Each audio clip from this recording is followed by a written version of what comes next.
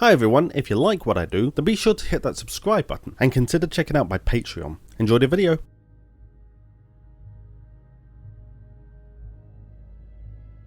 The final resting place of Untold dead, the Soul Sand Valleys stand as an ever-present reminder of a catastrophic war that once threatened to destroy not just one but two distinct realities. It is a testament to the harrowing lengths some will and indeed have gone to in order to achieve victory. The ancient graves do not stand silent though, rather they scream at the void, the endless voices longing to be whole and to live once more.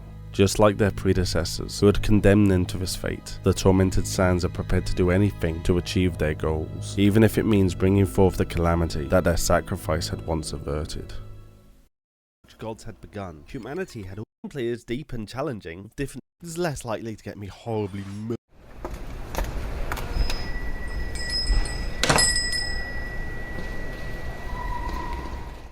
When they had experienced the seemingly miraculous healing of their bodies, the piglins had promised themselves that they would not squander the opportunity they had been given. There never was a harsh, unforgiving environment, but they would do everything they could to make a life for themselves, to build as much of a civilization as their surroundings allowed. First though, they would need to sustain their newly vitalized people. Scarce wild neverwort had sufficed for a frail creature such as they had been, but now they needed to maintain fit, muscular physiques for the work ahead of them. Something more was needed. As every fledgling civilization throughout history had, they would need to begin with farming. The netherrack was unsuitable for growing what they had needed, but plants that grew in the strange, shifting sands which dotted the nether seemed to thrive. The outcrops regularly encountered by the piglins would hardly be enough to support a harvestable yield, but there were regions where the so-called soul sand stretched as far as the eye could see.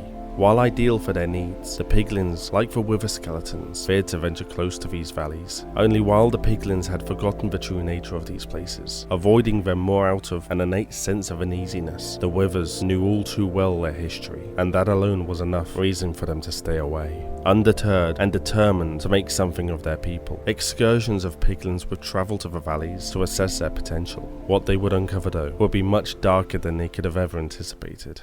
Among the vast swaths of soul sand, they would find titanic skeletons, hollow ruins and shattered portals, all remnants of the Great Blaze Wars, a conflict most of their people had participated in, only they had forgotten, the immeasurable stretch of time stripping them of their memories. But this place would stir something in them, and terrible images would appear in their minds. Whether it was the hushed voices all around that whispered to them, or simply being around so many relics of the past, they began to remember. The skeletons were those of enormous, unique genetic aberrations bred only for war. Terrible creatures maddening to behold, terrifying to battle. The portal were those from which so many of their kind had flooded, only to be cut down in an instant, a fraction of their number surviving long enough to continue the fight. And the sand itself, the decayed bodies of uncountable millions. But that was not all. The weavers had willingly forsaken their physical forms, binding their essence to their atomized remains, and dumping them in the mass grave the piglin explorers now found themselves in. It was not the burial site of a single people though, but an indiscriminate pit of death.